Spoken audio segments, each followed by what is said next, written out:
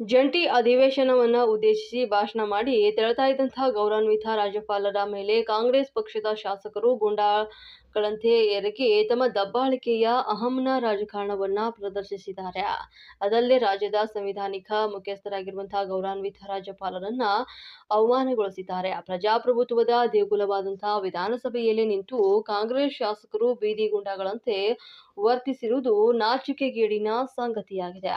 ಅವರನ್ನ ಆಯ್ಕೆ ಮಾಡಿ ಕಳುಹಿಸಿದ ಮತದಾರರು ಇವರ ಈ ಕೃತ್ಯ ನೋಡಿ ದಿಗ್ಭ್ರಮಂತ ಆಗಿರುವುದು ಸತ್ಯ. ಕಾಂಗ್ರೆಸ್ಸಿಗರು ರಾಜ್ಯದಲ್ಲಿ ಈಗಾಗಲೇ ನಡೆಸಿರುವಂತಹ ಕ್ರೌರ್ಯದ, ದಬ್ಬಾಳಿಕೆ ಹಾಗೂ ದೌರ್ಜನ್ಯದ ರಾಜಕಾರಣವನ್ನ ಗೌರವಾನ್ವಿತ ರಾಜ್ಯಪಾಲರ ಮೇಲೆಯೂ ಕೂಡ ಪ್ರಯೋಗಿಸಿದ್ದಾರೆ. ಕಾಂಗ್ರೆಸ್ಸಿಗರ ಈ ಕೃತ್ಯವನ್ನ ಖಂಡಿಸುತ್ತೇನೆ. ಕಾಂಗ್ರೆಸ್ ಸಚಿವರು ಹಾಗೂ ಶಾಸಕರ ಈ ಒಂದು ದಾಳಿಯು ಪ್ರಜಾಪ್ರಭುತ್ವದ ಮೇಲಿನ ನೇರ ದಾಳಿಯಾಗಿದ್ದು, ಕರ್ನಾಟಕದ ಇತಿಹಾಸದಲ್ಲಿ ಇದೊಂದು ಕಪ್ಪು ಚುಕ್ಕೆಯಾಗಿ ಉಳಿಯಲಿದೆ.